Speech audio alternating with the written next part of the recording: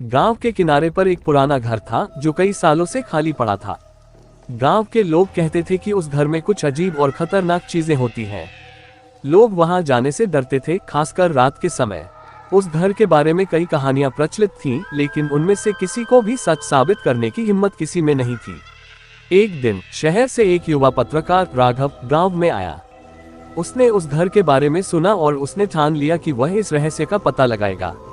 राघव एक साहसी और जिज्ञासु व्यक्ति था जिसने हमेशा सच्चाई की तलाश की थी।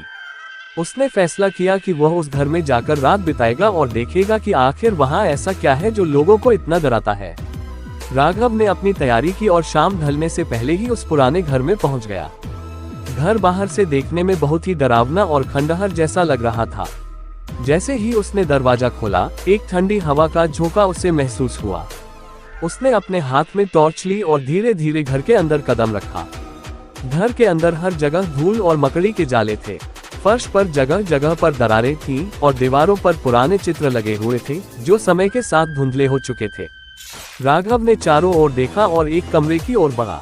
कमरे में एक पुरानी खाट थी जिस पर एक चादर पड़ी हुई थी। जैसे ही उसने चादर को हटाया, अचानक खिड़की अपने आप खुल गई और तेज हवा अंदर आने लगी।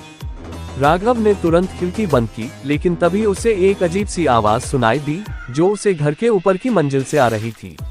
वह बिना किसी डर के सीढ़ियों की ओर बढ़ा और ऊपर की मंजिल पर पहुंच गया। वहां एक दरवाजा था जो हल्का खुला हुआ था। उसने दरवाजे को धीरे से धकेला और अंदर झांक कर देखा। कमरे के अंदर एक पुरानी अलमारी थी और अलमारी के पास एक दर्पण रखा हुआ था। जैसे ही राघव ने उस दर्पण में देखा, उसे पीछे किसी की परछाई नजर आई। वह तुरंत पलटा, लेकिन वहां कोई नहीं था। उसकी सांसें तेज हो गईं, लेकिन उसने अपनी हिम्मत नहीं खोई और कमरे की जांच जारी रखी। तभी अचानक दर्पण में उसे वही परछाई फिर से दिखी, लेकिन इस बार वह परछाई साफ तौर पर एक महिला की थी। महिला के चेहरे पर गहरी उदासी थी और उसकी आंखें राघव को घूर रही थीं। राघव ने महसूस किया कि यह कोई साधारण परछाई नहीं थी।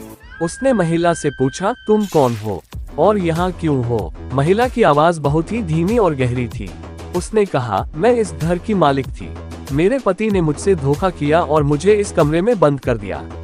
मैं यहाँ कई दिनों तक भूखी प्यासी मर गई। मेरी आत्मा इस घर में फंसी रह गई है क्योंकि मेरे साथ हुए अन्याय का बदला नहीं लिया गया। राघव ने सोचा कि यह महिला किसी भयानक घटना की शिकार है और उसकी आत्मा को मुक्ति चाहिए। उसने उस महिला की आत्मा को वचन दिया कि वह उसके साथ हुए अन्याय को उजागर करेगा और उसे न्याय दिलाएगा। उसने इस पूरी घटना को अपने कैमरे में रिकॉर्ड किया और जल्द ही उस रहस्यमयी घर की सच्चाई दुनिया के सामने आई। कुछ ही दिनों में पुलिस ने उस घर की जांच की और वहां एक गुप्त तहखाना पाया जिसमें उस महिला की हड्डियां दफनाई गई थीं। राघव की रिपोर्ट और सबूतों के आधार पर पुलिस ने उस महिला के पति को गिरफ्तार किया जो अब तक छुपा हुआ था। जब न्याय हुआ तो उस महिला की आत्मा को शांति मिली और वह घर हमेशा के लिए शांत हो गया। राघव की बहादुरी और सच्चाई के प्रति उसकी निष्ठा ने उसे एक सच्चा पत्रकार और इंसान बना दिया।